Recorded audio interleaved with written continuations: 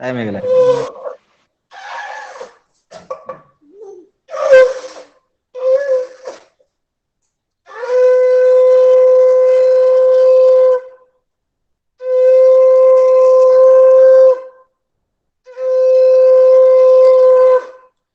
गुरुर्ब्रह्मा गुरुर्विष्णु गुरुर्देव महेश्वर गुरुरेव परम ब्रह्म तस्मै श्री गुरवे नमः।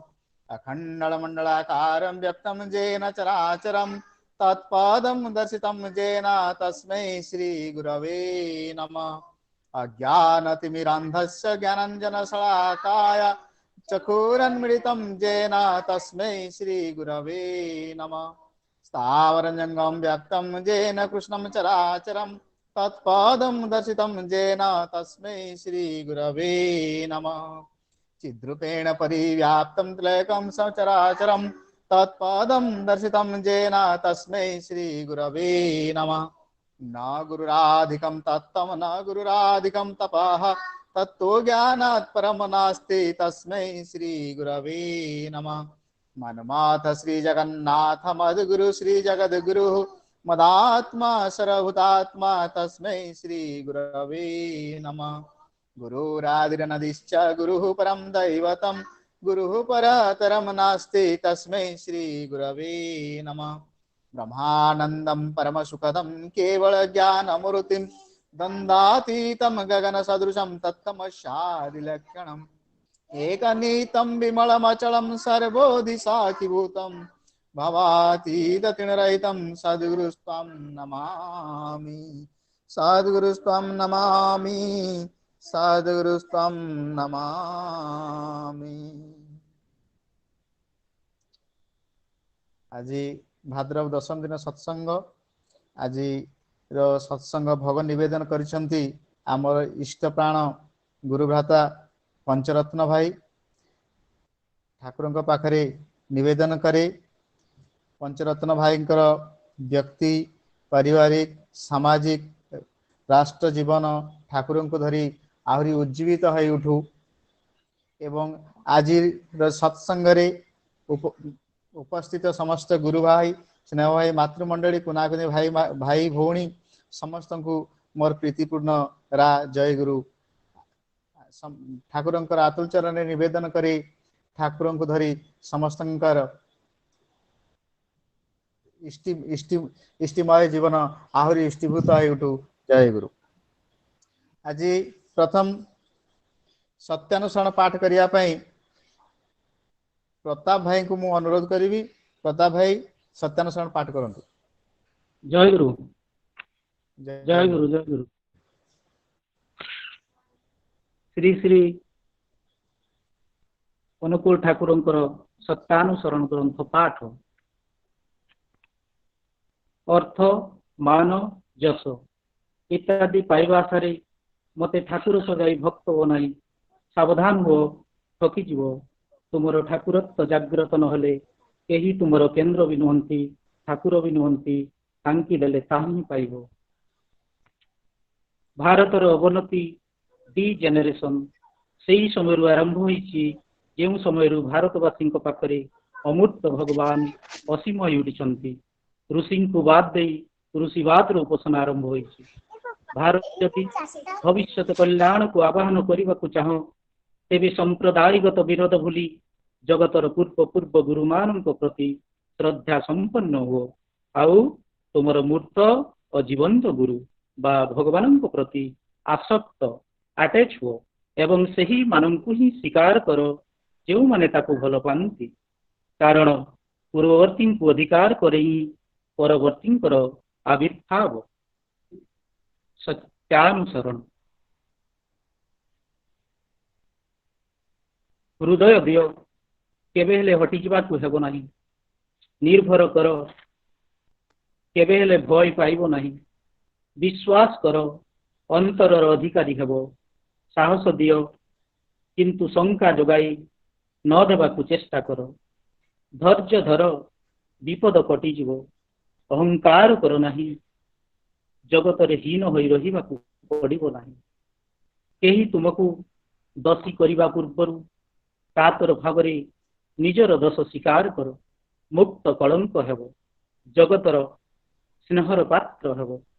ସଂଯତ ହୁଅ କିନ୍ତୁ ନିର୍ଭୀକ ହୁଅ ନା ହୁଅ, ସରଳ ହୁଅ କିନ୍ତୁ ବେକୁବ ହୁଅ ନାହିଁ, ବିନୀତ ହୁଅ ତାହା ବୋଲି ଦୁର୍ବଳ ହୃଦୟ ହୁଅ ନାହିଁ। ଓମ୍ ଶାନ୍ତି ଶାନ୍ତି ଶାନ୍ତି।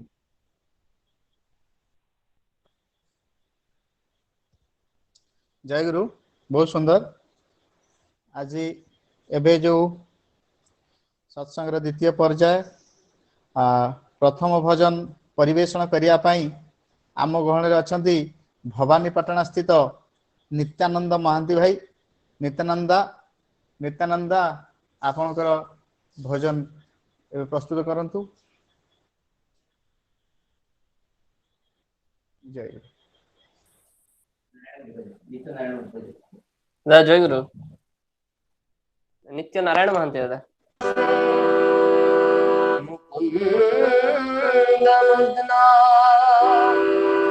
प्रणिपात्य जाचे भवन्तमेकन्ता नियन्तमर्थम्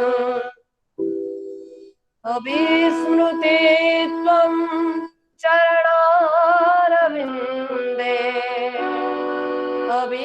अभिस्मृते त्वं चरणारविन्दे भवे भवे विष्णु भवप्रसादा भवे भवे विष्णु भवप्रसादा भवे भवे विष्णु भवप्रसादा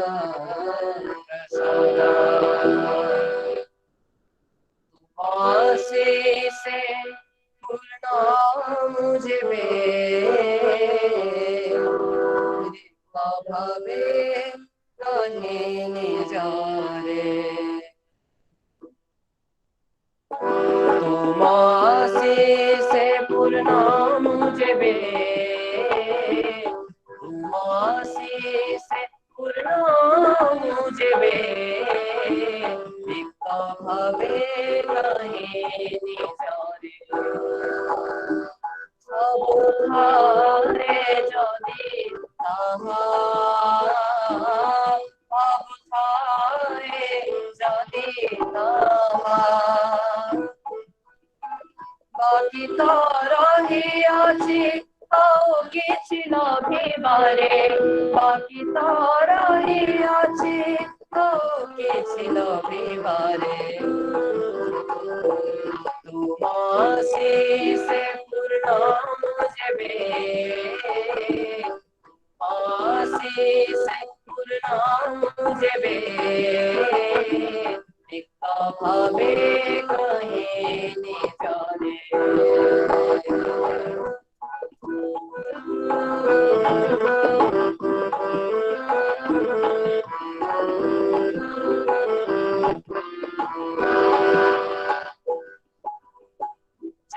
प्राण चाहे कपटे पदे जाए प्राण चाहे मुख जेने कहे कपटे पदे जाए तुमे ही तो पूर्ण हरिबोला जानी दिने सबु काढ़िले तुमे जे नाथ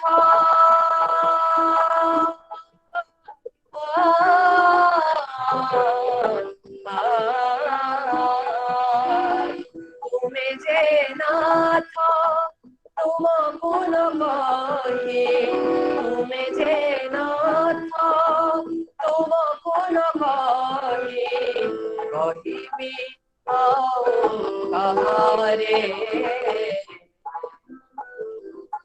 तुम आशीष पूर्ण जेबे भावे कहे निजारे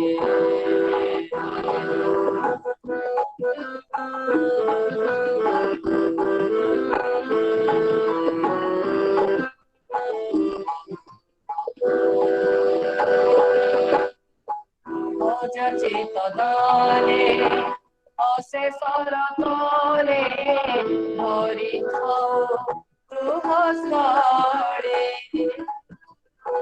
ବିପୁଳ ଐଶ୍ୱର୍ଯ୍ୟ ସୁବର୍ଣ୍ଣ ସମ୍ଭାରେ ତଥାପି ପ୍ରୀତି ଦୀପାରେ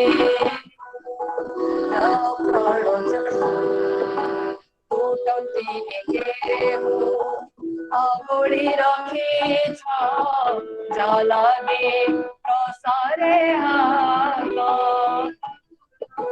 ତୋଳିବାକୁ ଧରା ବାନ୍ଧିବାକୁ ଧରା ଲଭିବାକୁ ବିଶ୍ୱାସ ଜାଣିବାକୁ ସୁନ୍ଦର ଧରଣୀ ସେବିବାକୁ ସୁନ୍ଦର ଧରଣୀ ସେବିବାକୁ ସୁନ୍ଦର ଧରଣୀ ସେବିବାକୁ ନିତ୍ୟ ରେ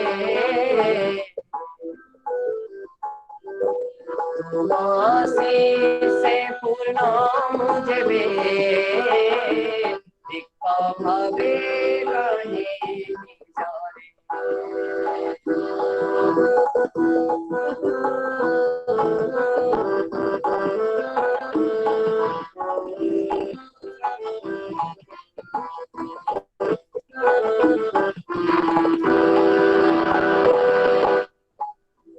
ଥିଲେ ସାଥେ କାନ୍ତ ମୋର ପଥେ ସାମୁରେ ମଧୁମାୟା ଆଙ୍କି ଦେଇ ଯା ପ୍ରୀତି ପ୍ରସନ୍ନ ନିର୍ଭର ପରିଚୟ ତୁମେ ଥିଲେ ସାଥେ କାନ୍ତ ମୋର ପଥେ সামরে মধুমায়া অঙ্কিতে যা প্রীতি প্রসন্ন নির্ভর পরিচয় মেটাম চিরা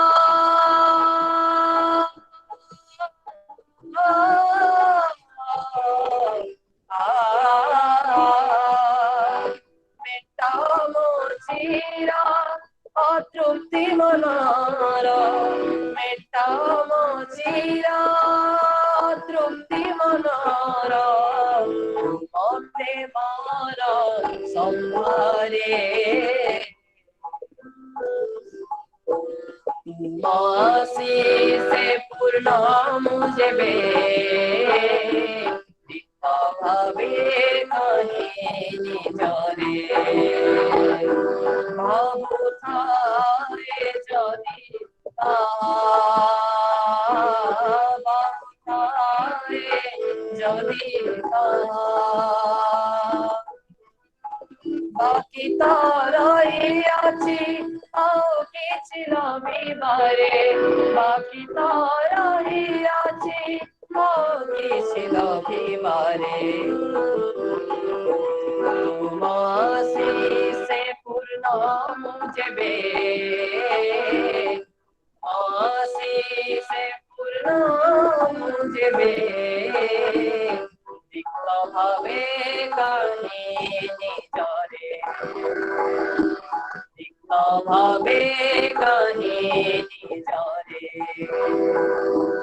दिक्क भावे काहे निजरे जय गुरु।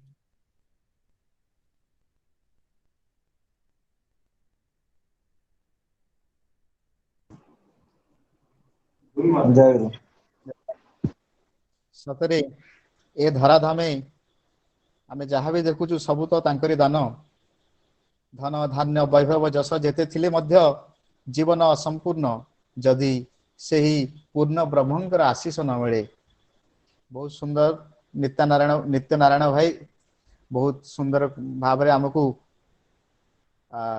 भजन सुललित कंठरे भजन शुणे आमको आपायित कले।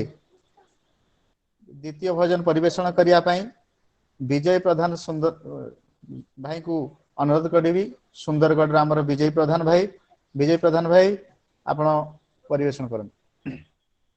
जय गुरु। महामिलन तीर्थ तुमे गो अमृतमय धारा महामिलन तीर्थ तुमे गो अमृतमय धारा अमृतमय धारा तुम्हारी सोहागे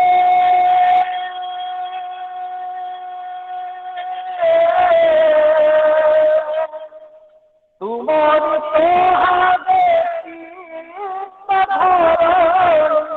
तुम्हारी सोहागे ममतारे मधुछरा अमृतमय धारा अमृतमय धारा महामिलन तीर्थ तुमे गो अमृतमय धारा अमृतमय धारा असीमा परे क्षणिके तुझित महादेवी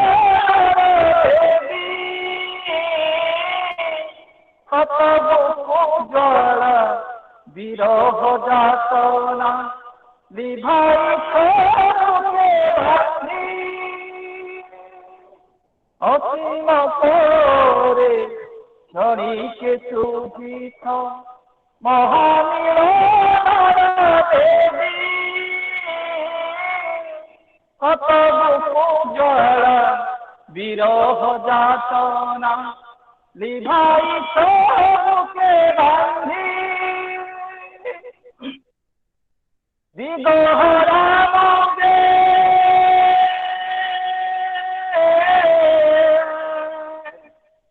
विगोहरा मोगे विभ्रांत पतित तुमे मर ध्रुव तारा अमृतमय धारा अमृतमय धारा महामिलन तीर्थ तुमे गो अमृतमय धारा अमृतमय धारा प्रलय दुपुरे कंकना तुमे भंगारे कुहुसना बैसाखी धरे शांत परसे मुग्ध करिछ प्राण हे सचितानंद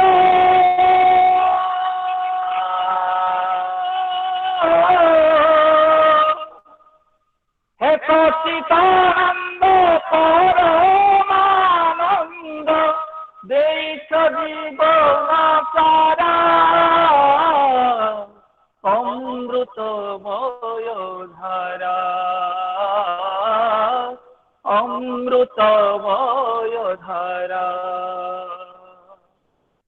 महामिलन तीर्थ तुमे गो अमृतमय धारा अमृतमय धारा अमृतमय धारा।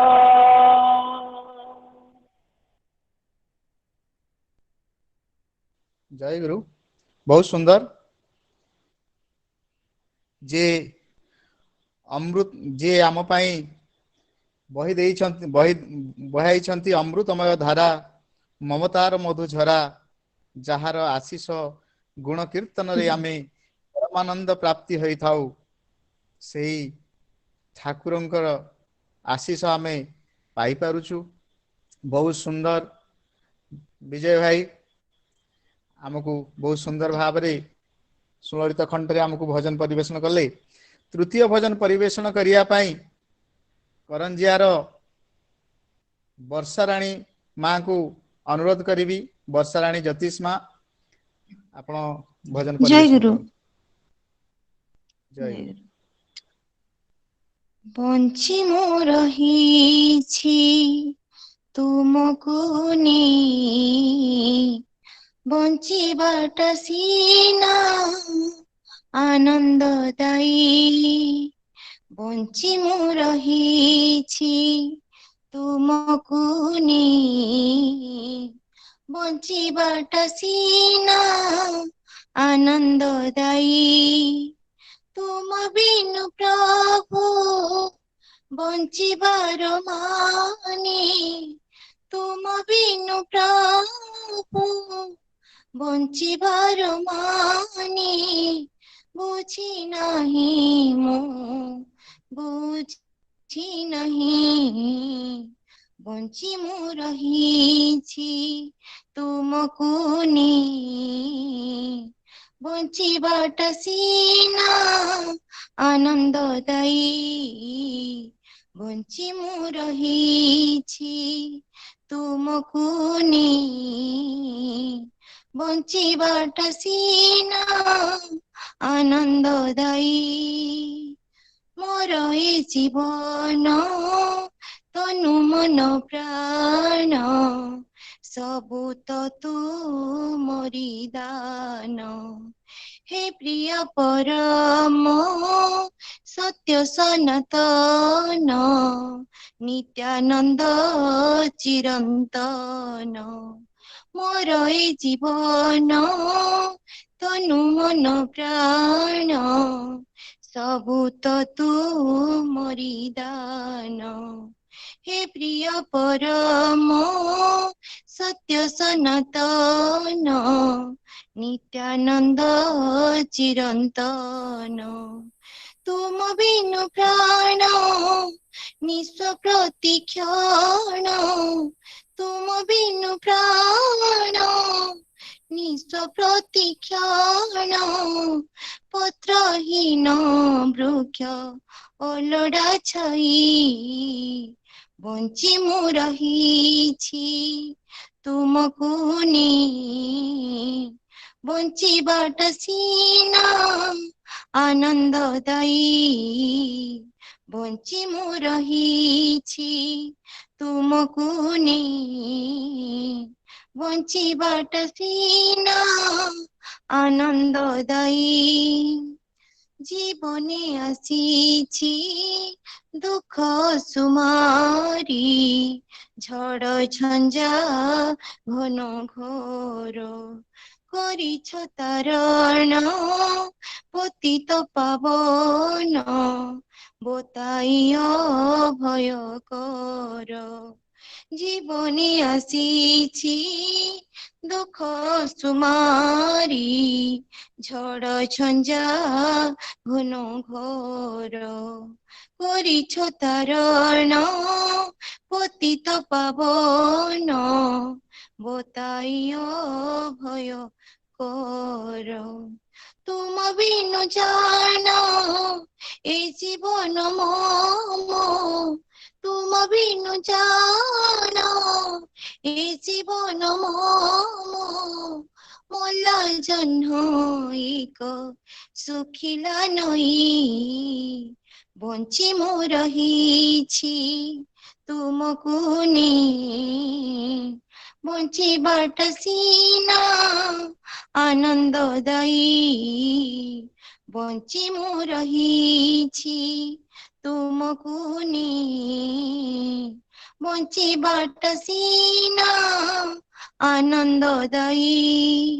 তুম বিনু প্রভু বঞ্চিবার মানে, তুম বিনু প্রভু বঞ্চিবার মানে, ବୁଝେ ନାହିଁ ମୁଁ ବୁଝେ ନାହିଁ ବଞ୍ଚି ମୁଁ ରହିଛି ତୁମକୁ ନେଇ ବଞ୍ଚିବାଟା ସିନା ଆନନ୍ଦଦାୟୀ ବଞ୍ଚି ମୁଁ ରହିଛି ତୁମକୁ ନେଇ ବଞ୍ଚିବାଟା ସିନା ଆନନ୍ଦଦାୟୀ ବଞ୍ଚି ମୁଁ ରହିଛି ତୁମକୁ ନେଇ ବଞ୍ଚିବାଟା ସିନା ଆନନ୍ଦଦାୟୀ। ଜୟ ଗୁରୁ।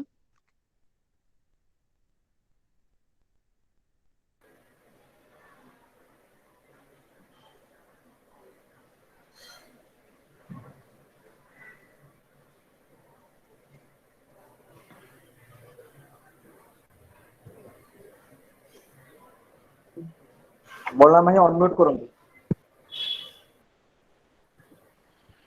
बहुत सुंदर वर्षाणी माँ सतरे जीवन को जदि आनंदमय कर चलिबा जहाँकर बिना बंचिबा आनंददायी नुहे जहाँकर करस्पर्श रे जहाँकर आशीर्वाद रे जीवन आनंदमय होते तांको बिना बंचिबार किछि मान न थाए जहाँकर बिना आम जीवन पत्रहीन वृक्ष सहित समान जेमिति पत्रहीन वृक्ष अलड़ा छाई प्रदान करता है ठीक से परिका बहुत सुंदर सुललित कंठस्वर रे वर्षा माँ आज आमको बहुत सुंदर भजन कले आप्यायित कले एबे मु करस परिवेषण करिया पई हमर बांगालोर प्रदीप साहू भाई को मु अनुरोध करी। प्रदीप भाई आपण करस परिवेषण करन। तो जय गुरु। जय गुरु। साउंड आसी आज्ञा आज्ञा हो जय गुरु।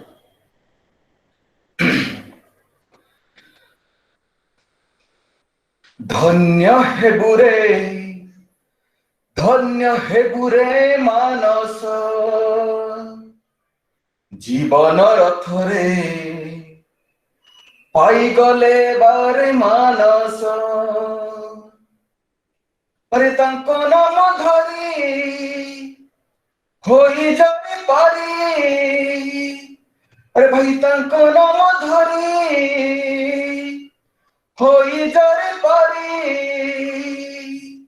प्रेममय कल करुणा धन दयामय हरि प्रिय परम तांकरी चरणे कोटि प्रणाम दयामय हरि प्रिय परम तांकरी चरणे कोटि प्रणाम धन्य हे बुरे मानस जीवन रथरे पाई गले बारे मानस हे तांको नाम धरी होई जारे पारी हे तांको नाम धरी होई जारे पारी प्रेममय कल करुणा धन दयामय हरि प्रिय परम तांकरी चरणे कोटि प्रणाम दयामय हरि प्रिय परम तांकरी चरणे कोटि प्रणाम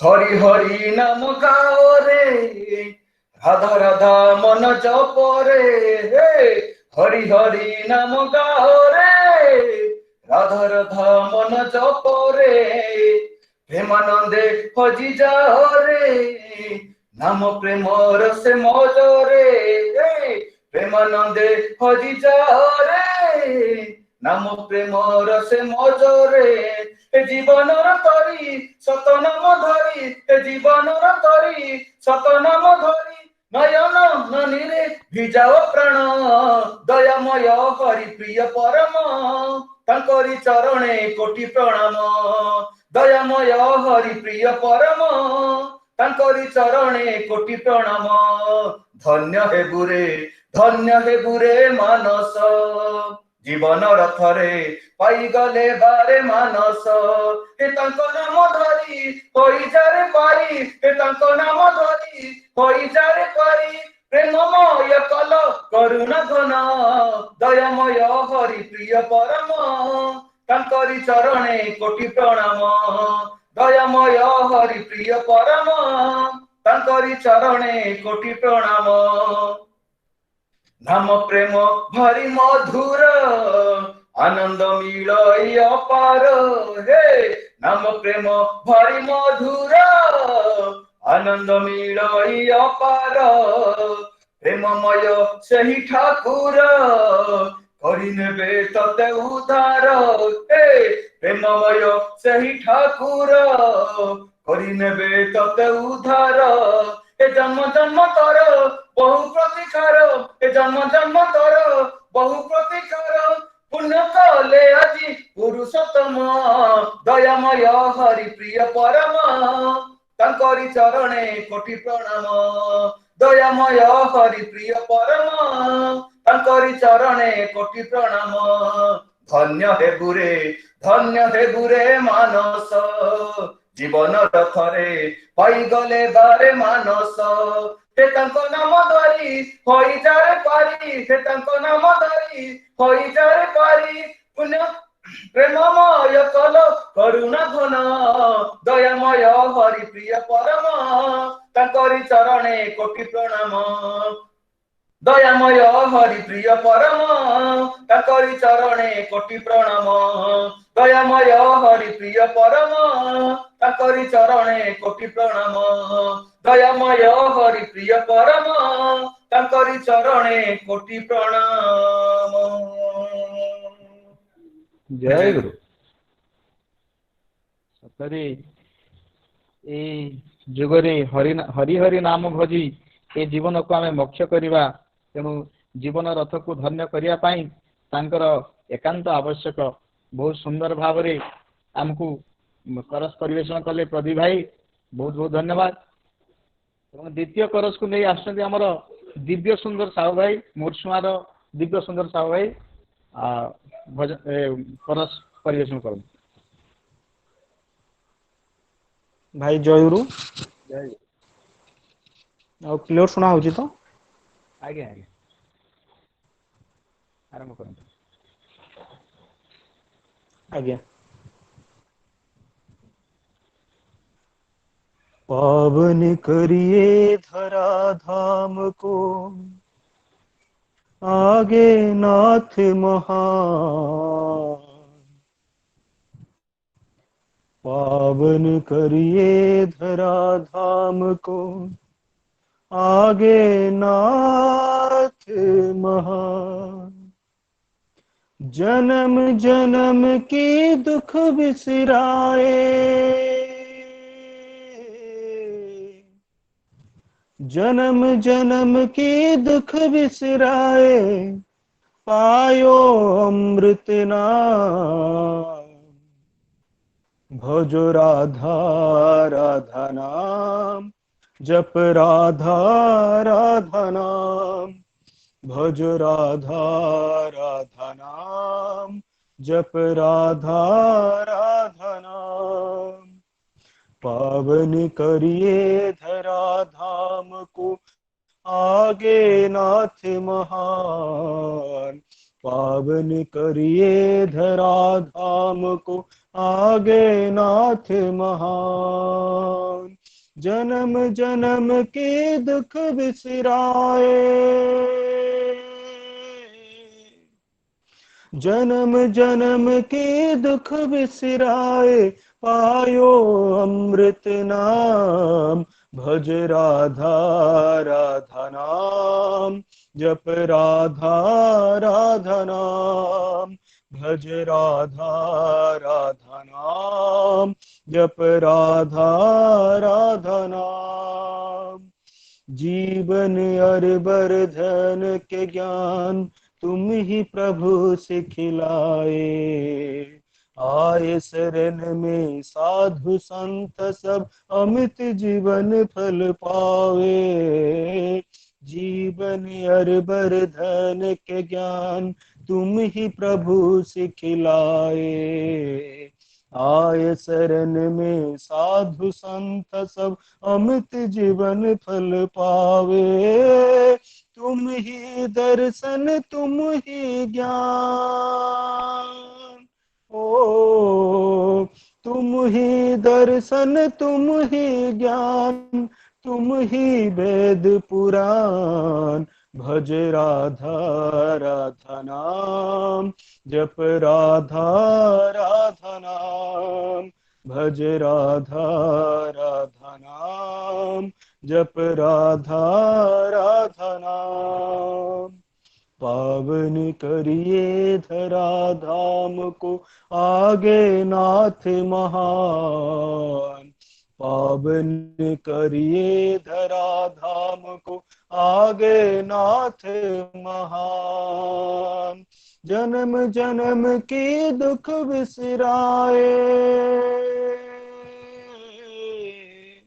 जन्म जन्म की दुख बिसराए, पायो अमृत नाम। भज राधा राधा नाम, जप राधा राधा नाम। भज राधा राधा नाम, जप राधा राधा नाम। नाथ तुम्हारे रंग रंगे है धरती और आकाश। अनुकूल पवन बहे में है काय चारों ओर सुभाष। नाथ तुम्हारे रंग रंगे है धरती और आकाश। अनुकूल पवन बहे में है काय चारों ओर सुभाष। चली ऐसी पुरबाई, चली ऐसी पुरबाई के हारे हम सब ज्ञान। भज राधा राधा नाम, जप राधा राधा नाम। भज राधा राधा नाम, जप राधा राधा नाम। पावन करिए धरा धाम को आगे नाथ महान। पावन करिए धरा धाम को आगे नाथ महान। जन्म जन्म की दुख बिसराए, जन्म जन्म की दुख बिसराए, पायो अमृत नाम। भज राधा राधा नाम, जप राधा राधा नाम। भज राधा राधा नाम, जप राधा राधा नाम। भज राधा राधा नाम, जप राधा राधा नाम। भज राधा राधा नाम, जप राधा राधा नाम। जय गुरु। जय गुरु। भज राधा राधा नाम, जप राधा राधा नाम। से अमृत धारा को आज बहुत सुंदर भाव में आम शुणुले। दिव्य सुंदर भाई सुंदर कंठरे से दिव्य अमृतर धारा आमको शुणुले। धन्यवाद दिव्य सुंदर भाई। एबे सत्संगर द्वितीय चरण रे मु नृसिंह भाई, नृसिंह त्रिपाठी भाई भवानीपाटणार तांको अनुरोध करी से कीर्तन परिवेशन करेंगे। नृसिंह महांती। जय गुरु। जय गुरु। नृसिंह प्रसाद महांती। आज्ञा जय गुरु। सुंदर आसुची। आज्ञा जय जय। हाँ चार बीरा मीरा झूरे बिरानी मीरा झूरे महामेरा पाई रे प्रिय परम केही रे तापरी केही नाही प्राण जालागी पागल हुए बंधन बाधा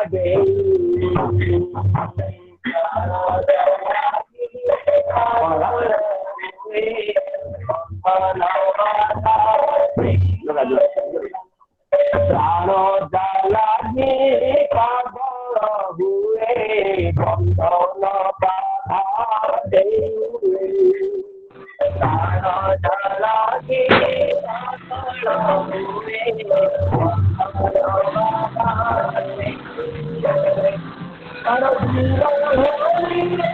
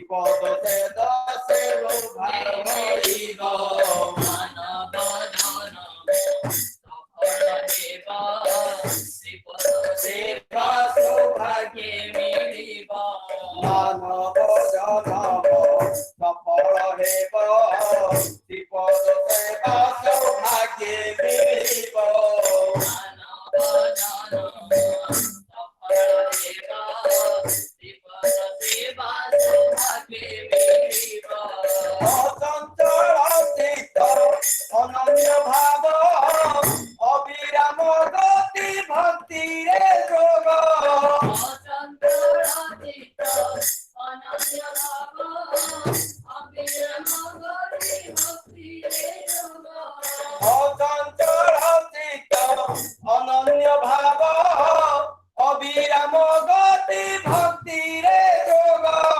অচঞ্চল চিত্ত অনন্য ভাব অবিরাম গতি ভক্তিরে যোগ এই তো প্রভু দয়াল প্রভু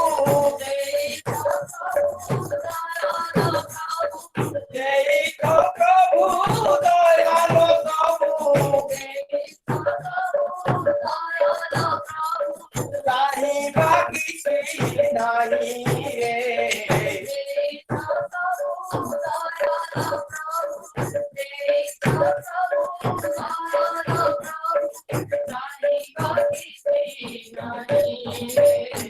প্রিয় পরম সেই রে আপরি কেহি নাই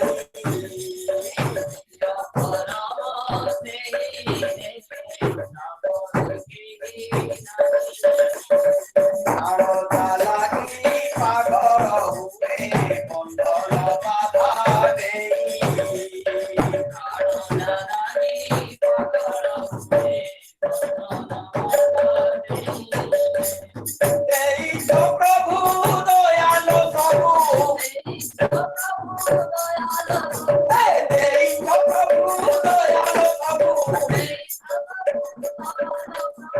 এই তো প্রভু দয়াল প্রভু চাহিবা কিছু নাই রে এই তো প্রভু দয়াল প্রভু এই তো প্রভু দয়াল প্রভু চাহিবা কিছু নাই রে প্রিয় পরম সেই রে আপরি কেহি নাই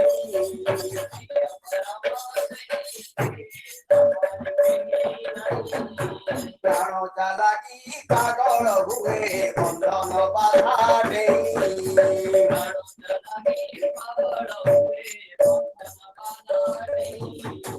পরম পিতা সে হৃদয়ে তোর ভাবিলে ভাবনা হইব দূর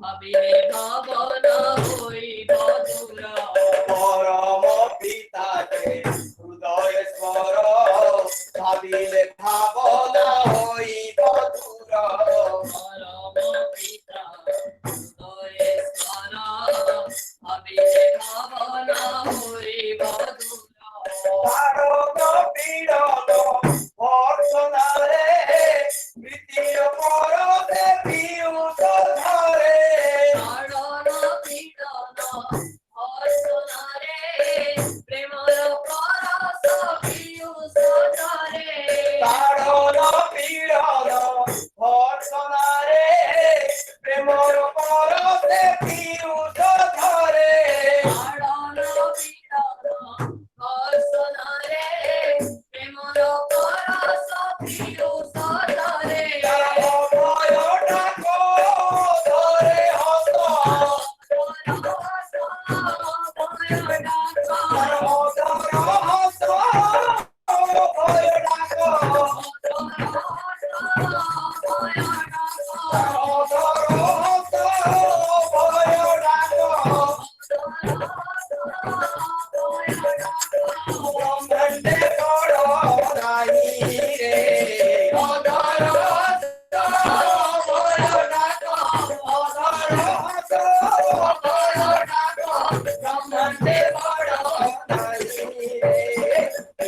পরম সেই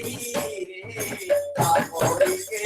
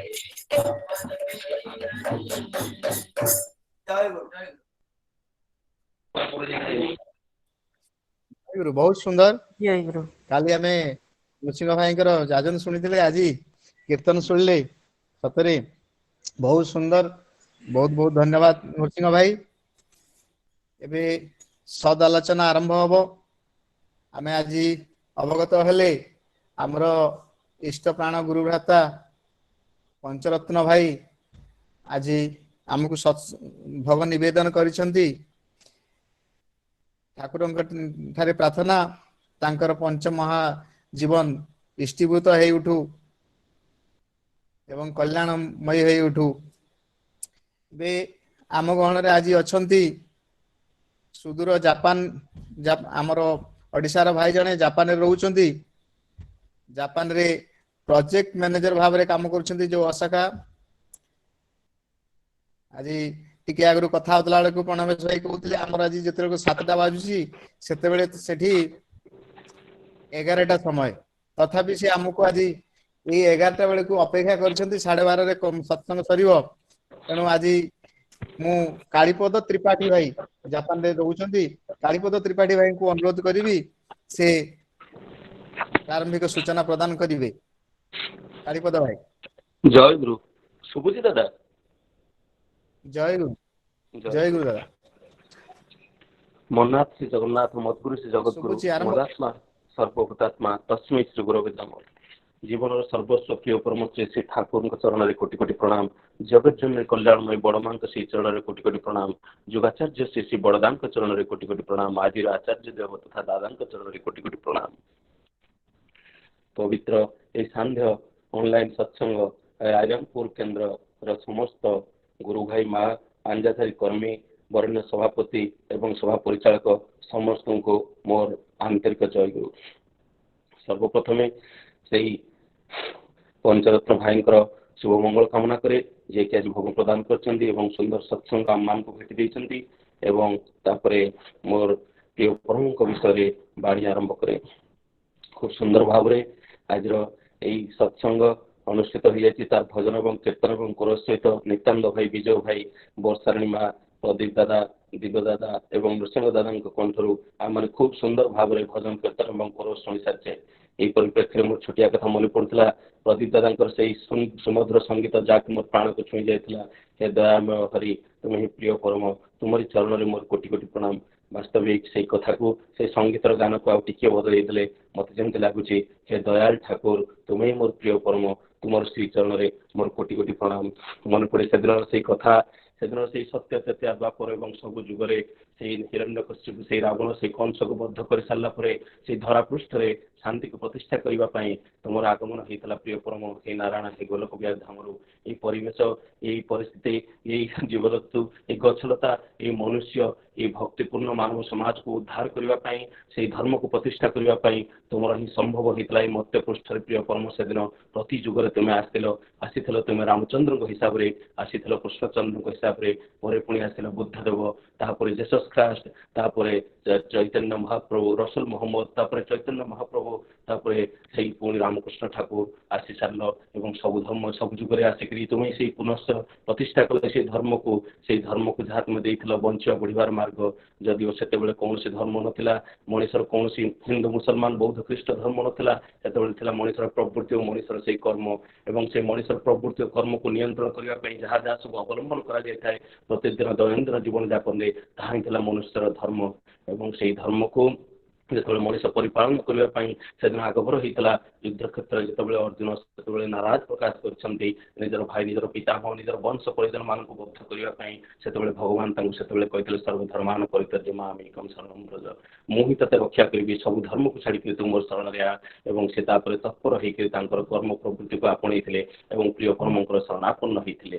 ପୁନଶ୍ଚ ଯେତେବେଳେ ବିତିଗଲା ସେଇ ସପ୍ତମ ଅବତାର, ସେ 7ଟି ଅବତାର ଆସି ସାରିଲା ପରେ ଯେତେବେଳେ ଧର୍ମ ସଙ୍କଟ ଦେଖାଦେଲା, ଏଇ ପୃଥିବୀ ପୃଷ୍ଠରେ ପରିପୂର୍ଣ୍ଣ ହେଇଗଲା ଟଙ୍କା, ଧନ, ରତ୍ନ, ସୁନା ପ୍ରାଚୁର୍ଯ୍ୟ ହେଇଗଲା ମଣିଷ ମାନଙ୍କର, ଏବଂ ତାପରେ ଦେଖାଗଲା ଏଇ ପରିବାର ଭିତରେ କୌଣସି ମଣିଷ ସହିତ କୌଣସି ମଣିଷର ଏକ ସୁସଙ୍ଗତି ନାହିଁ, ପ୍ରେମପୂର୍ଣ୍ଣ ବାତାବରଣ ନାହିଁ। ଭାଇ କେମିତି ଭଉଣୀକି ବ୍ୟବହାର କରିବ, ବାପ କେମିତି ପୁଅକୁ ବ୍ୟବହାର କରିବ, ସ୍ୱାମୀ କେମିତି ସ୍ତ୍ରୀକି ବ୍ୟବହାର କରିବ, ଏଇ ବିଚ୍ଛିନ୍ନ ହେଇଯାଇଥିବା ବିପନ୍ନ ସଙ୍କଟ ଏଇ ପରିବାରକୁ ଗଢ଼ିବା ପାଇଁ ପୁଣି ସଙ୍କଟ ଆସିଗଲା ଏଇ ଧରା ପୃଷ୍ଠରେ, ଏବଂ ପ୍ରତ୍ୟେକଟି ମଣିଷର ମାନବିକତା ଶୂନ୍ୟ ହେଇଗଲା। ସେତେବେଳେ ଏଇ ଧରାରେ ଏଇ ମନୁଷ୍ୟ, ଏଇ ଉଦ୍ଭିଦ, ଏଇ ଗଛଲତା, ଏଇ ବୃକ୍ଷ ପୁନଶ୍ଚ ପ୍ରାର୍ଥନା କଲେ ସେ ଯୁଗ ପୁରୁଷୋତ୍ତମଙ୍କର ଧରାବତରଣ ପାଇଁ। ଏବଂ ସେଇ ପୁରୁଷୋତ୍ତମ ଯିଏକି ସର୍ବଦେବାଦେବୀର ସମାହାରରେ ପୁରୁଷୋତ୍ତମର ସୃଷ୍ଟି, ଯାହାକି ବାସବାକ୍ୟ ସହ ସମାସ ନାହିଁ, ଯାହାକୁ ସାଧାରଣରେ ପରିପ୍ରକାଶ କରିହେବନି ଏବଂ ଯାହା ପାଇଁ ବ୍ୟାଖ୍ୟା କରିବା ପାଇଁ ମୋର ବିଜ୍ଞାନ ନାହିଁ, କାହିଁକିନା ମୁଁ ନା ସଂସ୍କୃତବିତ୍, ନା ଭାଷାବିତ୍, ନା ବେଦବିତ୍, ନା ମୋର ଏତେ ଜ୍ଞାନ ଅଛି ଯାହାକି ପୁରୁଷୋତ୍ତମକୁ ମୁଁ ବ୍ୟାଖ୍ୟା କରିପାରିବି। କିନ୍ତୁ ଏତିକି ମୂର୍ଖ ଜ୍ଞାନରେ ଜାଣିଛି ଏହି ସର୍ବଦେବାଦେବୀର ସମାହାରରେ ପୁରୁଷୋତ୍ତମର ସୃଷ୍ଟି ହୁଏ।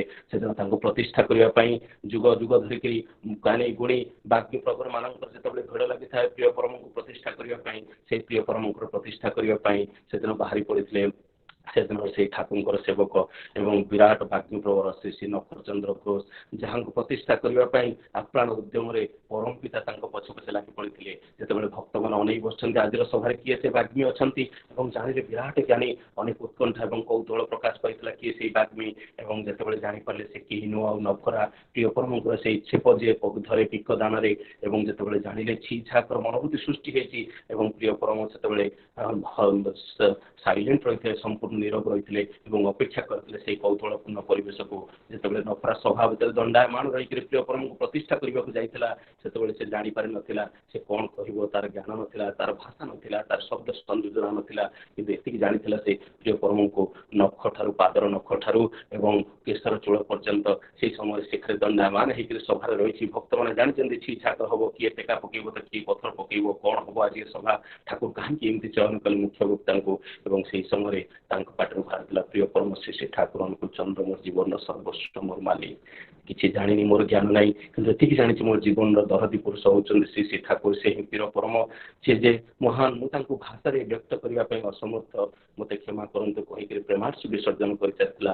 ସଭାର ସମାପ୍ତି ହେଇଯାଇଥିଲା ଏବଂ ସମାପ୍ତି ପରେ ଯେତେବେଳେ ଦେଖାଗଲା ଯେ କୌଣସି ଭକ୍ତମାନେ ଉଠି ପାରୁନାହାନ୍ତି, ତାଙ୍କର ଆଖି ଲୋତକପୂର୍ଣ୍ଣ ଛଳଛଳ ହେଇଯାଇଛି, କାନ୍ଦି କାନ୍ଦି ସମସ୍ତେ ବେଦମ ହେଇଯାଇଛନ୍ତି। ସତ୍ସଙ୍ଗର ଅନ୍ତିମ ଅବସ୍ଥାରେ ଯେତେବେଳେ ନଖରା ଧାଇଁକିରି ବାହାରେ ଯିବାକୁ ବସିଛି, ପ୍ରିୟ ପରମ ସେତେବେଳେ ଘେରି ଧରିଥିଲେ, କହିଲା ହେ ପ୍ରଭୁ ଯଦି ମାରିବାର ଅଛି 2 ଚାପୁଡ଼ା ମାର, କିନ୍ତୁ ମୋତେ ଯିବାକୁ ଦିଅ, ଆଉ ଏ ବେଲଜ୍ଜା ଜୀବନ ସରିକି ମୁଁ ତ ରହିପାରିବିନି। ସେତେବେଳେ ଠାକୁର କହିଥିଲେ ନଖରା ଦେଖ ମୁଁ ତୋର ଗୁରୁ କହୁଛି ଶ୍ରୀ ଶ୍ରୀ ଠାକୁର ଅନୁକୂଳ ଚନ୍ଦ୍ର, ଟିକେ ଦେଖ ଭକ୍ତମାନେ ତୋ ବିଷୟରେ କ'ଣ କହୁଛନ୍ତି। ସେଇ ନଖରାକୁ ସେଦିନ ମହାନ ଭକ୍ତରେ ସେ ପରିଣତ କରିଥିଲେ ବାଗ୍ମୀ ପ୍ରବର ନଖରଚନ୍ଦ୍ର ଘୋଷରେ। ପୁନଶ୍ଚ ସେଇ ପ୍ରିୟ ପରମ ଶ୍ରୀ ଶ୍ରୀ ଠାକୁର ଅନୁକୂଳ ଚନ୍ଦ୍ର ଯିଏ ଜିରୋକୁ ହିରୋରେ ପରିଣତ କରିଥିଲେ, ସେ ବି ହିରୋକୁ ଜିରୋରେ ପରିଣତ କରିଥିଲେ। ଆପଣମାନେ ସମସ୍ତେ ଜାଣିଥିବେ ସେଇ ମହାନ ଗର୍ବୀ ହେମକବି ଯିଏକି ସୁମଧୁର ସଙ୍ଗୀତରେ ଦୁନିଆକୁ ଏକ ତାଳରେ ଧରି ରଖିଥିଲେ। ସେଇ ସନ୍ଧ୍ୟାରେ ସେଦିନ ତାଙ୍କର ଯାହା ଅବସ୍ଥା ହେଇଥିଲା ମଦ୍ୟପାନ କରିବା ଫଳରେ, ଏବଂ ପରବର୍ତ୍ତୀ ଅବସ୍ଥାରେ ସେ ପ୍ରିୟ ପରମଙ୍କର ଶରଣାପନ୍ନ ହେଇଥିଲେ ଦୀକ୍ଷା ନେଇଥିଲେ। ସେ ବି ସେଇ ପ୍ରିୟ ପରମ ଯିଏକି ହିରୋକୁ ବି ଜିରୋ କରିପାରୁଥିଲେ। ଆଜି ଯେତେବେଳେ ସଂକ୍ଷିପ୍ତ ସମୟ ଭିତରେ ସତ୍ସଙ୍ଗରେ ଆମେ ତାଙ୍କୁ ପରିପ୍ରକାଶ କରିବା ପାଇଁ ଆପ୍ରାଣ ଚେଷ୍ଟା କରୁଛେ, ସଭାସ୍ଥ ଗୁରୁ ଭାଇ ମା ମାନଙ୍କ ମନରେ ଆପ୍ରାଣ ପ୍ରେମ ଭରିଦେବା ପାଇଁ ଚେଷ୍ଟା କରୁଛେ, ସେଇ 364 ଦିନ 12 ଘଣ୍ଟାର ଅନ୍ତ ଘଟିଛି। ସେଇ 132ତମ ଜନ୍ମଦିବସ ପରେ ପରେ ଯେତେବେଳେ 133ତମ ଜନ୍ମଦିବସ ଆଗମନ ହେଇଛି, ଆଉ ମାତ୍ର 12 ଘଣ୍ଟାର କଳ୍ପନା ଜଳ୍ପନା ଅନ୍ତ କରିକିରି ସେଦିନ ଧରାବତନ କଲେ। ପୁନଶ୍ଚ ସେଇ ଅଷ୍ଟମ ଅବତାରରେ ଯୁଗ ପୁରୁଷୋତ୍ତମ ଶ୍ରୀ ଶ୍ରୀ ଠାକୁର ଅନୁକୂଳ ଚନ୍ଦ୍ର କୁଳମଣ୍ଡଳ କଲେ ମାତା ମନମୋହିନୀ ଦେବୀଙ୍କର ଏବଂ ପିତା ଶିବଚନ୍ଦ୍ର ଚକ୍ରବର୍ତ୍ତୀଙ୍କର।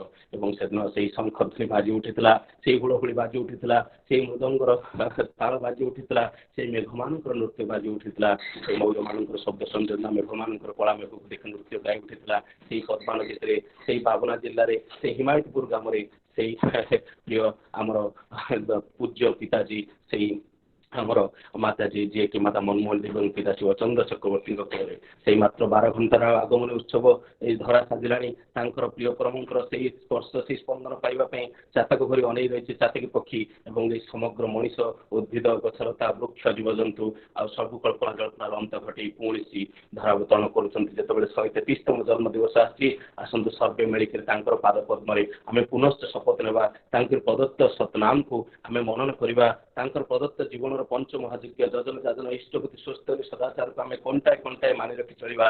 ତାଙ୍କର ସେ ଆନ୍ତରିକ ଇଚ୍ଛା ବିଶ୍ୱରେ ରହିଛି ଯେତେ ନଗର ଗ୍ରାମ ଘରେ ଘରେ ପ୍ରତିଷ୍ଠିତ ହେବ ସତନାମକୁ ଅକ୍ଷରେ ଅକ୍ଷରେ ପାଳନ କରିକିରି ବିଶ୍ୱର କୋଣ ଅନୁକୋଣରେ ପ୍ରିୟ ପରମଙ୍କର ସେଇ ସତନାମ, ସେଇ ପଞ୍ଚ ମହାଯଜ୍ଞକୁ ବିଶ୍ୱର କୋଣ ଅନୁକୋଣରେ ଫେଲେଇ ଦେବା, ଯାହାଫଳରେ ତାଙ୍କର ଆତ୍ମ ବି ଶାନ୍ତିରେ ଏବଂ ପରିପୂର୍ଣ୍ଣ ହେବ ଏବଂ ତାଙ୍କର ଏଇ ଯେଉଁ ଆଶୀର୍ବାଦରେ ଏଇ ଘରରେ ଲାଗି ରହିଥିବା ଏଇ ମହାମାରୀର ସଙ୍କଟ ଟଳିଯିବ ଏବଂ ଯେତେବେଳେ ଭାଙ୍ଗି ପଡ଼ିଛି ଅଣ୍ଟା, ଯେତେବେଳେ ଭୁଷୁଡ଼ି ଯାଇଛି ଅର୍ଥନୀତି, ଚାଲିଗଲାଣି ଅନେକ ମାତା ଏବଂ ଅନେକ ମାତାଙ୍କର ସୁଯୋଗ୍ୟ ସନ୍ତାନ, ଯେତେବେଳେ ସବୁକିଛି ଛାରକାର ହେଇଯାଇଛି, ଧରା ଯେତେବେଳେ ତ୍ରାହି ତ୍ରାହି ଡାକିଲାଣି, ପୁନଶ୍ଚ ସେ ହିଁ ଆସିଛନ୍ତି।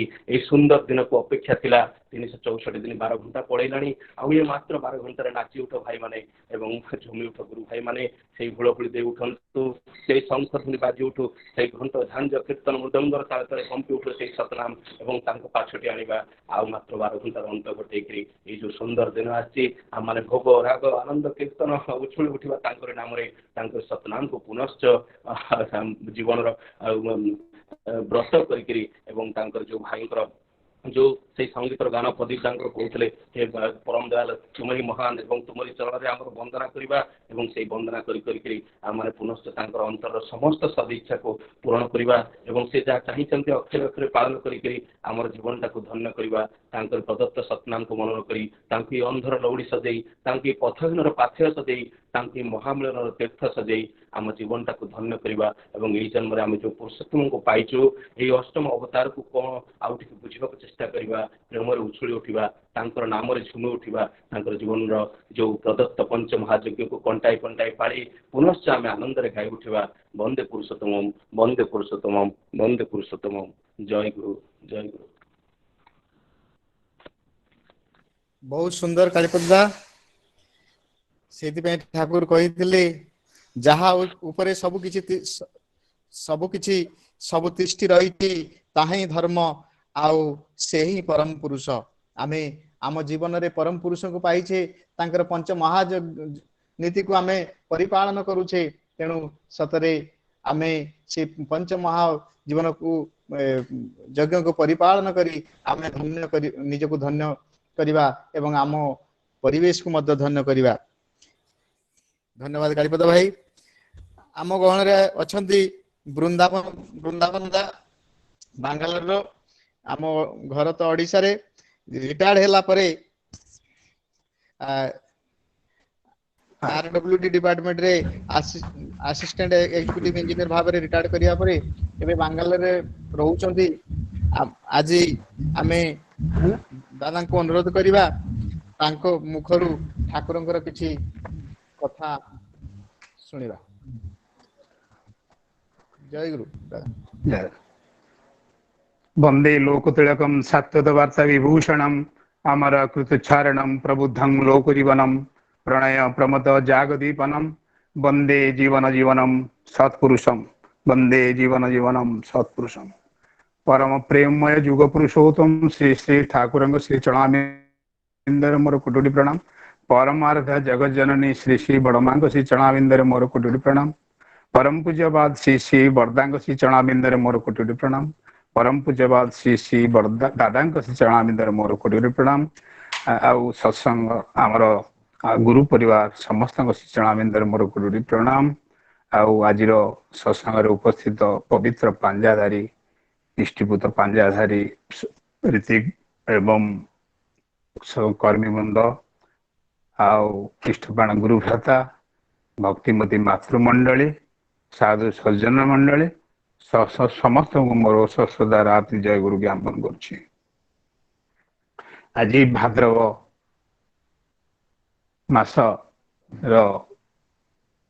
जाजन सत्संग परिक्रमा चली अनवरत भाव दिन राति चली किसी अत्युक्ति हेब ना वर्ष सारा यही परपिता सत्संग अनुष्ठित हो आसते श्रावण और भाद्रव आसी जाए से सब चलचंचल उठती समस्ते सकाल आरंभ हो राति पर्यंत प्राय चली थाए नाम संकीर्तन जाजन तार मुख्य उद्देश्य होची आमे परम पिता को धरी किछि आनंद अनुभव करिबा शांति अनुभव करिबा आज ये जो सत्संग होची आमर पंचरत्न भाई से भोग निवेदन करछंती तांकरी सार्विक मंगल कामना करुछि तत्संगे संगे आमर समस्त गुरुभ्राता मंडली आउ साधु सज्जन मंडली ऑनलाइन रे उपस्थित अनुपस्थित समस्त शांति स्वस्ति तृप्ति कामना करुछि आउ परम पिता पाखरे निवेदन करुछि जे जीवन सारा इष्टिमय जीवन यापन करंतु जीवन को धन्य करि तोलंतु आमे सत्संग करुचे कहीं तार मुख्य कारण हला आमर अंतरात्मा को शुद्धि करिवा अंतरात्मा भावना को समुन्नत कर गढ़ी तोलिबा हेले ताहा करिया निमंते हमको साधना आवश्यक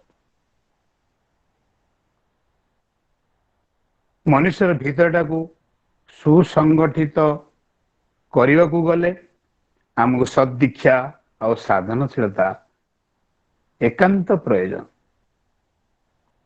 अर्थात दीक्षा नेवा अर्थ कर्म भीतर दे जीवन और बुद्धिर अनुपूर्वक जानिया पे अर्जन करिबा एणु प्रत्येक जीवन रे आदर्श गुरु आवश्यक से पुणी आचार्य हेबा दरकार आचार्य माने आचरण सिद्ध हेबा दरकार जी बंचिबा बढ़िबार विधि को आचरण भीतर दे जानी छंती आमे तांको ही अनुसरण कर चलिबा तेणु वर्तमान युग रे श्री श्री ठाकुर अनुकूल चंद्र हेउछंती युगोपयोगी सद्गुरु पुरुषोत्तम से जो विधान आमको देइछंती से विधान भितरे आमे जदि चलिबा करिबा ताहले आमे जीवन को अति सुंदर भावे परिचालित करि परिबा आज जो प्रकार ये जो महामारी करुणा रूपक राक्षस आसी ताहार ता पाखर उद्धार पाइबा पाई ये ठाकुरंकर जो विधान देइचंती से विधान नितांत आवश्यक कहीं नाम ध्यान पूजा प्रार्थना आउ जो जजन जाजन इष्ट प्रति स्वस्ति सदाचार तांकरी ये सब विधान गुड़ी को जदि आमे पालन करी चलिबा ताहले आमर बॉडीर इम्यूनिटी बढ़िबो केमती जहाँकि ठीक ठाकुर कहते सेंसरी नर्व आउ मोटर नर्व ये दुईटार समन्वय रे आमर जीवन कर्म चंचलता आउ स्थिरता यदि आसे ताहले आमे ये जो रोग व्याधि अकर्मण्यता ये सब आम मन को ग्रास करिवो नाही। जे कौन से कर्म कर जहा कर यदि जीवन रे गुरु न थांदी ताहले आम कर्म को दिगरे गति करिवो आम ताही कहि परिबा नाही। तेणु ठाकुर कहते गुरु पूजा न करिले किंतु केउ देवतांक हुए ना पूजा सबु देवतांक सिद्ध आसन गुरु ही अटंती तांकरी ध्वजा। आजिकल शिक्षित समाज रे समस्त भाबुथिबे जे गुरु आवश्यक कौन। यही परिप्रेक्षी श्री श्री ठाकुर कहते गोविंद गोसाई जहाँ भी हुआ जजन जाजन इष्टवृत्ति न करले तो भी किछि भी नुह। तेणु इष्टगुरु पुरुषोत्तम सह युक्त होई रहिबा निमंते तांकर देइथिबा निर्देश गुडी को अक्षर अक्षर आमे पालन करिवा को पड़िबो। सेथि लागि जेतेबेले विवेकानंद को पचरा गला जे प्रार्थना आमे काहे की करिवा कौन लाभ पाइबा तम पचार देले what you gain by prayer. Vivekananda कही देइथिले गोटे best answer given by Vivekananda I gain nothing in fact I lost anger depression jealousy irritation and insecurity। केते सुंदर भाव कही ए सब ये जो बर्तमान कौन क्रोध आउ विषाद ईर्षा आउ उत्तेजना आउ भय ये जिनस गुड़िक विवेकानंद पाखे तो परिलक्षित हो नथुला। जो माने पचारुथुले तांकु देखी अनुभव करुथुले जे ए जिनिस गुड़िक तांको पाखे तो परिलक्षित होउछि। तेणु एहा को छाड़ी अन्य किसी से उत्तर दे नथिले जदियो बा से ईश्वर को उपलब्धि करि पारुथुले ईश्वर को प्राप्त लाभ करि पारुथुले। यदि कहि थाने मु ईश्वर को देखिछि मु ईश्वर को पाइछि मु ईश्वर को अनुभव करुछि हुए तो लोक विश्वास करि पार नथांते। किंतु तेणु से कहले आई lost anger depression jealousy irritation and insecurity. मु गुरु को धरिकी निर्भय पाइछि मो जीवन रे मोर भय नाही भ्रांति नाही। तेणु सत्यानुसार रे श्री श्री ठाकुर आ गोटे कथा कहते जो साधना करिले हृदय रे प्रेम आसे ता ही कर। जो क्रूरता आसे कठोरता आसे हिंसा आसे ताई यदि अपात लाभजनक हेले मध्य ताहा पाखकु जाओ नाही। हेले केते सुंदर जिनिस कहले आमे एमिति पूजा प्रार्थना करिबा जहा आमर जीवनर उपकारिता आसीबो। तेणु आमर अंतरात्मा भावना गुड़ी को समुन्नत कर तोलिबो।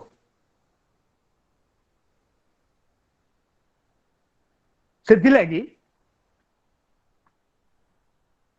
आमर ए दीक्षा माध्यम रे आमर कौन हुए ना आमर कथा चिंता आउ कर्म चरित्र आउ हृदय एगुड़िक एपरी भाव रे कंट्रोल हो जाए अर्थात नियंत्रित हो जाए जहा फल रे आमे समाज रे गोटे प्रशंसित जीवन यापन आमे करि पारिबा। सेथि लागि प्रत्येक भाबिबे जे जीवन रो लक्ष्य कौन किए पचारती जे आम जीवन उद्देश्य कौन ठाकुर बड़ सुंदर भाव कहते आंभ मानकर गंतव्य है दैनंदिन जीवन गंतव्य है ईश्वर प्राप्ति अर्थात भगवान प्राप्ति केमती पाइबा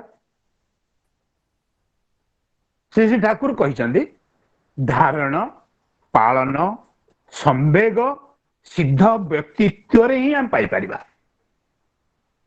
हेले पुणी ए गुड़ी को केमती पाइबा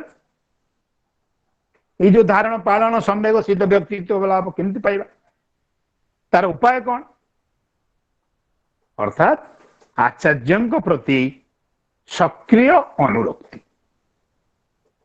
आचार्य प्रति यदि सक्रिय अनुरक्ति रहे ताहले मनुष्यर कौन हुए आत्मनियंत्रण हुए परिवार नियंत्रण हुए समाज नियंत्रण हुए राष्ट्र नियंत्रण हुए आ ये सब गुड़िक जदि नियंत्रण हुए यही राष्ट्र नियंत्रण भितर देई समग्र विश्व संगे जोगसूत्र माने रचना करने संभव हुए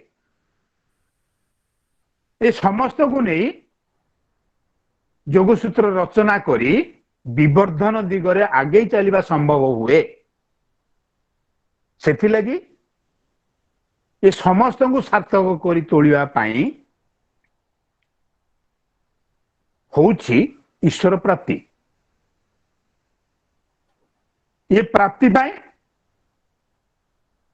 जहा बोधना आम हृदय भितर जागृत हुए उपलब्धि हुए ताही है आमर ईश्वर प्रति आज चतुर्दिगरे देखंतु आत्मनियंत्रण अभाव लगी आज पड़ोशी पड़ोशी भितर पड़ुनी देश देश भितर पड़ुनी भाई भाई भितर पड़ुनी तार मुख्य कारण है ना समाज रे उच्छृंखला देखा देछि परिवार रे उच्छृंखला देखा देछि राष्ट्र रे उतरण देखा देछि कारण व्यक्ति जीवन रे आदर्शर अभाव आचार्य प्रति अनुसरणर अभाव आचार्य प्रति अनुसरणर अभाव जोगु आत्मनियंत्रणर अभाव तेणु दयाल ठाकुर ये धराधाम को आसिले इमिति समय रे जो समय रे कि यही विशृंखला चोरी डकायती लुंठन नारी दर्शन अति मात्रा रे बढ़ी जाइथिला जहाँकि आपण जानते हिमायतपुर रे पावना जिल्ला रे की प्रकार परिस्थिति थिला आपण माने पढ़िते वर्णना करे समय सफल नाही ता भितरे हेले एमिति आसार उद्देश्य हला ठाकुर चाहिंचंती वो मनुष्य को किंतु गोटे मनुष्य परि गढ़ी तोड़ी देबी सेमानक पाखरु डेथ डिजीज डिसइंटीग्रेशन पॉवर्टी आउ इग्नोरेंस ये सबू केमती दूरीभूत हम जदि मनुष्यर डेथ कंट्रोल हो गला डिजीज कंट्रोल हो गला डिसइंटीग्रेशन जदि हला पॉवर्टी कंट्रोल हो गला इग्नोरेंस जदि कंट्रोल हो गला ताहले निश्चित भाव से सुस्थ मनुष्य ही सुस्थ समाज से गठन करि पारिबो हेले डेथ कंट्रोल केमती हम डिजीज कंट्रोल केमती हम तेणु से ठाकुर दे गले ये जो सदाचार कथा कही गले कौन शारीरिक सदाचार मानसिक सदाचार आउ आध्यात्मिक सदाचार यह द्वारा ये सब सदाचार विषय वर्णना करने तो समय सापेक्ष किंतु शारीरिक मानसिक आउ आध्यात्मिक ये सदाचार द्वारा निश्चित भाव रोग कंट्रोल हम डेथ कंट्रोल हम आउ जदि पुरुषोत्तम विधान अनुजाई आम चलवा ताले विशृंखला कंट्रोल हो ଏଇ ଯୋଉ କଥା କହୁଥିଲି ପାବନା ଜିଲ୍ଲାର ଏମିତିକା ବିଶୃଙ୍ଖଳା ମାନେ ଅସତ୍ ସମାଜ ଗଢି ଉଠିଥିଲା ସେ ସମୟରେ ହିଁ ପୁରୁଷୋତ୍ତମଙ୍କ ଆବିର୍ଭାବ ହେଇଛି ଏଇ ଯୁଗକୁ ସେ ପ୍ରଭୁ କାହିଁକି ଜୀବ ଜଗତ କଲ୍ୟାଣ ପାଇଁ ଯେ ଯୁଗେ ଯୁଗେ ଆବିର୍ଭୂତ ହୁଅନ୍ତି ଏହି ଧରା ଧାମରେ ଆଉ ଦେଇ ଯାଆନ୍ତି ସତନାମ ଆଉ ବଞ୍ଚିବାର ଏକ ପଥ ଆଉ ଅଶାନ୍ତିର ସେଇ ନବଚୁବି ଦାବାନଳ ନିର୍ବାପିତ ହୁଏ ତାଙ୍କରି ସେହି ଶାନ୍ତ ଶୀତଳ ମନ୍ଦାକିନୀ ଧାରାରେ ଶାନ୍ତ ଶୀତଳ ମନ୍ଦାକିନୀ ଧାରା କଣ ସିଏ ନା ନାମ ଧ୍ୟାନ ପୂଜା ପ୍ରାର୍ଥନା ଆତ୍ମନିୟନ୍ତ୍ରଣ ଅପଜାତକ ମାନଙ୍କର ଉତ୍ପୀଡ଼ନର ଧୂମକେତୁ ବିଲୀନ ହୋଇଯାଏ କେମିତି ନା ତାଙ୍କରି ବିଧାନ ସୁଜାତକ ସନ୍ତାନଙ୍କର ଆବିର୍ଭାବରେ ଏଇ ଯୋଉ ଅପଜାତକ ସୃଷ୍ଟି ହେବା ଯୋଉ ତ ବିଶୃଙ୍ଖଳା ସୃଷ୍ଟି ହଉଛି ସମାଜର ବିଶୃଙ୍ଖଳା ଆସିବାର କାରଣ କଣ ନା ଆମେ ସୁସନ୍ତାନଟିଏ ଏ ସମାଜକୁ ଉପହାର ଦେଇ ପାରି ନାହିଁ ତେଣୁ ସେ ଠାକୁର କହିଲେ ଅପଜାତକ ମାନଙ୍କର ଉତ୍ପୀଡ଼ନର ଧୂମକେତୁ ବିଲୀନ ହୋଇଯାଏ ସୁଜାତକ ମାନଙ୍କର ଆବିର୍ଭାବରେ ପୁଣି କହିଲେ ମୃତ୍ୟୁର କରାଳ ବିଭୀଷିକା ବିଲିପ୍ତ ହୋଇଯାଏ ତାଙ୍କରି ଅମୃତ ଧାରା ବିଧାନରେ ଏଇ ଯୋଉ ବିଧାନ ଠିକ ଠାକୁର ଦେଇଛନ୍ତି ପଞ୍ଚବିଧାନ ଯଦି ଆମେ ପାଳନ କରିବା ମୃତ୍ୟୁକୁ ମଧ୍ୟ ଆମେ ଟଳେଇ ଦେଇପାରିବା ପୁଣି ଯେତେବେଳେ ଶ୍ରୀ ଶ୍ରୀ ଠାକୁର ପାବନାରେ ସେ ବିଶୃଙ୍ଖଳିତ ଏଇ ଯୋଉ ବିଶୃଙ୍ଖଳିତ ସମାଜକୁ କଣ୍ଟ୍ରୋଲ କରିବା ପାଇଁ କଣ କରିଥିଲେ ବିଭିନ୍ନ ପ୍ରକାର କର୍ମାନୁଷ୍ଠାନ ଗଢି ତୋଳିଥିଲେ ଯାହାକି କୁହାଯାଇଛି ଅର୍ଥାତ୍ ତାଙ୍କୁ କହିଥିଲେ ଯେ ଶସ୍ୟ ଶ୍ୟାମଳା ଧରିତ୍ରୀ କି ମଧ୍ୟ ଆମେ କରିପାରିବା ଯୋଉମାନଙ୍କ ପାଖରେ ଯୋଉ ଦକ୍ଷତା ଅଛି ଯୋଉ କ୍ଷମତା ଅଛି ତାକୁ ସେଇ ପ୍ରକାରେ ତାଙ୍କୁ ନିୟୋଜିତ କରିପାରିଥିଲେ ଚାଷୀ କି ଚାଷ କାମରେ ନିୟୋଜିତ କରିପାରିଥିଲେ ଯୋଉ ଗୋଟେ ବଢେଇ କାମରେ ନିୟୋଜିତ କରିପାରିଥିଲେ ଗୋଟେ ଇଞ୍ଜିନିୟରକୁ ଇଞ୍ଜିନିୟରିଂ କାମରେ ବ୍ୟବହାର କରୁଥିଲେ ମିସ୍ତ୍ରୀ କି ମିସ୍ତ୍ରୀ କାମରେ ଆଉ ଗୋଟେ ଏମିତି ଯାହାରି ପାଖରେ ଯେଉଁ ଦକ୍ଷତା ଅଛି ସେହି ଦକ୍ଷତା ଭିତରେ କର୍ମ ଭିତରେ ତାଙ୍କୁ ଏମିତି ଗଢି ତୋଳିଦେଲେ ଯୋଉଟା କି କର୍ମ କରି ଆହରଣ କରିବା ଖାଇବା ପାଇଁ ତାଙ୍କୁ କର୍ମ ସଂସ୍ଥାନ ବି ଯୋଗେଇ ଦେଲେ ଆଉ ମାନସିକ ଚିନ୍ତାଧାରାକୁ ପରିବର୍ତ୍ତନ କରିବା ପାଇଁ ଗ୍ରାମେ ଗ୍ରାମେ ସଂକୀର୍ତ୍ତନ ଆଉ ଆଲୋଚନା ଈଶ୍ୱର ଆରାଧନା ଏସବୁ ବି ପ୍ରବର୍ତ୍ତନ ମାନେ କରିଥିଲେ ଆପଣ ମାନେ ଜାଣିଛନ୍ତି ଅନନ୍ତନାଥ ରାୟ ଠାକୁରଙ୍କର ପରମ ଭକ୍ତ ଆଉ ବାଲ୍ୟ ବନ୍ଧୁ ମଧ୍ୟ ହେଲେ ଠାକୁରଙ୍କୁ ଯେତେବେଳେ 11 ବର୍ଷ ବୟସ ହେଇଥିଲା ସେତେବେଳଠୁ ଏ ସମାଜର ବିଶୃଙ୍ଖଳତା ତାଙ୍କୁ ଏପରି ଭାବରେ ପ୍ରିୟମାନ କରିଦେଇଥିଲା ସେବୁଠୁ ସେ ଭାବୁଥିଲେ କେମିତି ସମାଜକୁ ଆମେ ଗଢି ତୋଳିବା ତେଣୁ ଅନନ୍ତନାଥ କୁ ଡାକି ସେ ଯେତେବେଳେ ଶ୍ରୀ ଠାକୁର ଯେତେବେଳେ ଆସିଲେ ପାବନାକୁ ହିମାୟତପୁରକୁ ତାଙ୍କରି ଡାକ୍ତରୀ ପାଠ ସାରି କୋଲକାତାରେ ଡାକ୍ତରୀ ପାଠ ପଢୁଥିଲେ ସେଠି ତ ବିଭିନ୍ନ ପ୍ରକାର ଲୀଳା କରିଥିଲେ ସମୟ ନାହିଁ ସେସବୁ ଆଲୋଚନା କରିବା ପାଇଁ କିନ୍ତୁ ଯେତେବେଳେ ଏଇ ଯୋଉ ହିମାୟତପୁରକୁ ଫେରିଲେ ଦୟାଲ ଠାକୁର ସେ ପ୍ରଥମେ ଖୋଲିଲେ ଗୋଟେ ମେଡିକାଲ ଡାକ୍ତରଖାନା ଆଉ ଅନନ୍ତନାଥ କାଲକାଟାରେ ସେ ଚାକିରି କରୁଥିଲେ ଗୋଟେ ମେଡିକାଲରେ ଏଇ ଫାର୍ମାସିଷ୍ଟ ହିସାବରେ କାମ କରୁଥିଲେ ତାଙ୍କୁ ସେଠିକି ଡାକି ଧରି ଆସିଲେ ସେ ଡାକ୍ତରଖାନାରେ ତାଙ୍କୁ ରଖିଲେ ରୋଗୀ ସେବା କରିଲେ ସନ୍ଧ୍ୟା ହେଇଗଲେ ଲୋକଙ୍କ ପାଖକୁ ଗଲେ କୀର୍ତ୍ତନ କଲେ ସଂକୀର୍ତ୍ତନ କଲେ ପ୍ରବଚନ କଲେ ଏହିପରି ଭାବରେ ଠାକୁରଙ୍କର ପ୍ରତିଭା ଆଉ ତାଙ୍କରି ଲୋକ ପାଳି ଜୀବନ ଏତେ ଭାବରେ ବିକଶିତ ହେଇ ଉଠିଲା ସମସ୍ତେ ଠାକୁରଙ୍କୁ ଘେରିବାରେ ଲାଗିଲେ ତଥାପି ଅନନ୍ତନାଥ ତାଙ୍କର ଜୀବନର ଯେତେବେଳେ ଗୋଟେ ଏମିତିକା ସମୟ ଆସିଲା ଯେ ତାଙ୍କ ସ୍ତ୍ରୀ ଚାଲିଗଲେ, ତାଙ୍କ ସନ୍ତାନ ପୁଅ ଚାଲିଗଲେ, ଏପରି ଜୀବନ ପ୍ରତି ଯେତେବେଳେ ବିତୃଷ୍ଣା ଭାବ ଆସିଗଲା ସେତେବେଳେ କଣ କଲେ ନା ଏ ସବୁ ଛାଡି ଦେଇକି ତୀର୍ଥ ବ୍ରତରେ ବାହାରି ପଡିଲେ। ବିଭିନ୍ନ ପ୍ରକାର ମାନେ ମନ୍ଦିର, ବିଭିନ୍ନ ପ୍ରକାର ତୀର୍ଥକ୍ଷେତ୍ର, ଏମିତି ବହୁତ ଜାଗା ବୁଲି ବୁଲି ଶେଷବେଳେ କୌଣସି ପାଖରେ ଶାନ୍ତି ପାଇଲେନି। ପୁନଶ୍ଚ ପୁଣି ଫେରିଲେ ସେ ହିମାୟତପୁରକୁ। ହିମାୟତପୁର ଆସିକି କଣ କଲେ, ତାଙ୍କର ଯିଏ ଥିଲେ ଗୁରୁ, ଯାହାଠୁ ସେ ନେଇଥିଲେ ମାନେ ମନ୍ତ୍ର, କର୍ଣ୍ଣ ମନ୍ତ୍ର, ସେ ହଉଛନ୍ତି ରାଧାରମଣ। ରାଧାରମଣ ପାଖରୁ ଗୋଟିଏ ମନ୍ତ୍ର ନେଇ ସେ କଣ ଚିନ୍ତା କଲେ ଯେ ମୁଁ ଆଉ ଏ ଜୀବନରେ ବଞ୍ଚିକିରି କିଛି ଲାଭ ନାହିଁ, ଏତେ ପ୍ରାର୍ଥନା କଲି, ଏତେ ମାନେ ତୀର୍ଥବ୍ରତ କଲି, ଏତେ ତୀର୍ଥସ୍ଥଳ ବୁଲିକି ଆସିଲି, ଆଉ ବର୍ତ୍ତମାନ ମୁଁ କଣ କରିବି? ମୋର ଜୀବନ ମୁକ୍ତି ପାଇଁ, ଈଶ୍ୱରଙ୍କୁ ପାଇବା ପାଇଁ, ଭଗବାନଙ୍କୁ ପାଇବା ପାଇଁ ମୁଁ କଣ କରିବି ନା ସାଧନା କରିବି, ତପସ୍ୟା କରିବି। ଗୋଟିଏ ଘର କୁଡିଆ, ସେ ଗ୍ରାମର ବାହାରେ ତାଙ୍କର ଘର ହଉଛି ସେତେବେଳକୁ ପାବନା ଜିଲ୍ଲାର କାଶୀପୁର।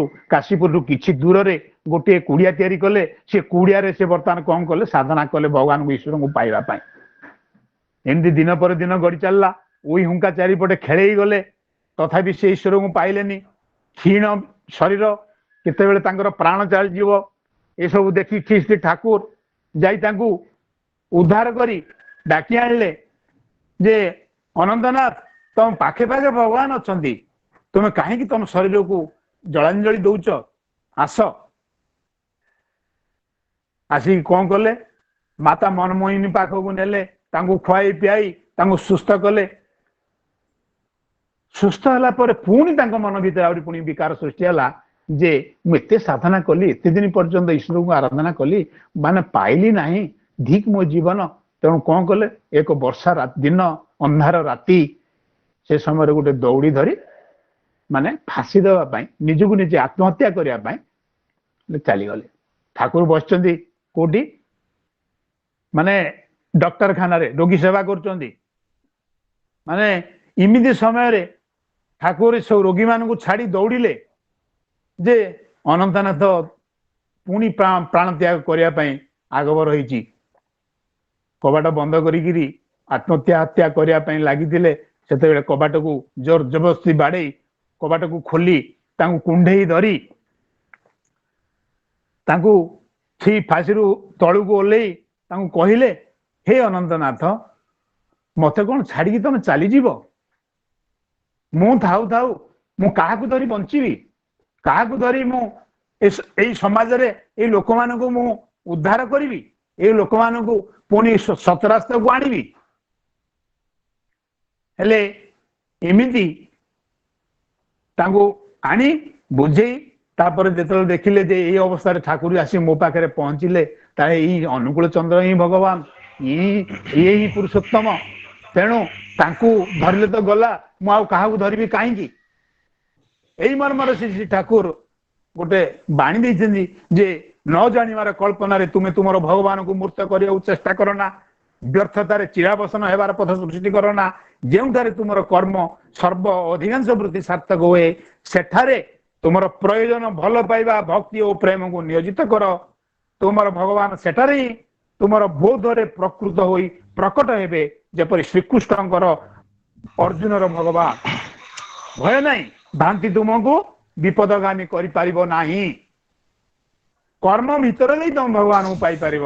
ଏ ଅନନ୍ତନାଥ, ତମେ କର୍ମ ଭିତରେ ଦେଇ ଭଗବାନଙ୍କୁ ପାଇପାରିବ, ଆଉ ଭଗବାନ ତମ ପାଖେ ପାଖେ ଘୁରି ବୁଲୁଛନ୍ତି। ତମେ କାହିଁକି ଏ ଦେହ ମାନେ ତ୍ୟାଗ କରୁଛ? ଭଗବାନ ତମକୁ ସୃଷ୍ଟି କରିଛନ୍ତି, ମଣିଷ ଜନ୍ମ ଦେଇଛନ୍ତି, ଏକ ଅମୃତର ସନ୍ତାନ, ଈଶ୍ୱରଙ୍କ ଅମୃତ ସନ୍ତାନ। ତମେ ଆସିଛ, ତମକୁ କିଛି ତମ ପାଖରେ ଦିବ୍ୟ ଗୁଣ ଅଛି, ସେଇ ଦିବ୍ୟ ଗୁଣକୁ ବିକଶିତ କର, ସମାଜ ଗଠନ କର, ଆଉ ତମେ ଭଗବାନଙ୍କୁ ପ୍ରାପ୍ତ ଲାଭ କରିପାରିବ। ଏସବୁ ଦେଖି ତାଙ୍କର ଯେତେବେଳେ ଦେଖିଲେ, ଏଇ ସବୁ ତାଙ୍କର ଅନୁଭବ କଲେ, ଏଇ ଠାକୁର ହିଁ ଅନୁକୂଳ ଚନ୍ଦ୍ର ହଉଛନ୍ତି ମୋର ଭଗବାନ, ମୋ ହିଁ ଗୁରୁ। ତେଣୁ ଯଦି ବାବା ठाकुर पाखु दीक्षा नहीं ठाकुर आनी माँ पाखे पहुंचे देते माता मनमोहिनी दीक्षा देते किंतु मनमोहिनी दीक्षा देला कही हे अनंतनाथ यही अनुकूल ही तोर भगवान यही अनुकूल ही धरी तू चलू ये अनुकूल धरी तू सार्थक हेबू जीवन को तात कर तोड़ू समय होगा तेणु समस्त सार्विक मंगल कामना करी मोर वक्तव्य शेष करुच्ची। जय गुरु। जय गुरु। बहुत सुंदर जाजन दादा बहुत सुंदर। वंदे पुरुषोत्तमम वंदे पुरुषोत्तमम वंदे पुरुषोत्तमम वंदे पुरुषोत्तम श्री श्री ठाकुर अनुकूल चंद्र जी की जय। जय। परम प्रेममय श्री श्री ठाकुर अनुकूल चंद्र जी की जय। परम प्रेममय श्री श्री ठाकुर अनुकूल चंद्र जी की जय। परम आराध्या जगत जननी श्री श्री बड़ माँ की जय। परम आराध्या जगत जननी श्री श्री बड़ माँ की जय। परम आराध्या जगत जननी श्री श्री बड़ माँ की जय। परम पूज्य पाद श्री श्री बड़दा की जय। परम पूज्य पाद श्री श्री बड़दा की जय। परम पूज्य पाद श्री श्री बड़दा की जय। परम पूज्य पाद आचार्य देव श्री श्री दादा की जय। परम पूज्य पाद आचार्य देव श्री श्री दादा की जय। परम पूज्य पाद आचार्य देव श्री श्री दादा की जय। सात संग की जय। सात संग की जय। सात संग की जय। वंदे पुरुषोत्तम वंदे आर्य पितृन् वंदे मातृवर्गन् वंदे वंदे अहं कृषि देवतां वंदे अहं कृषि वंदे पुरुषोत्तमं वंदे पुरुषोत्तमं वंदे पुरुषोत्तम परम प्रेममय श्री ठाकुर अनुकूल चंद्र जी की जय।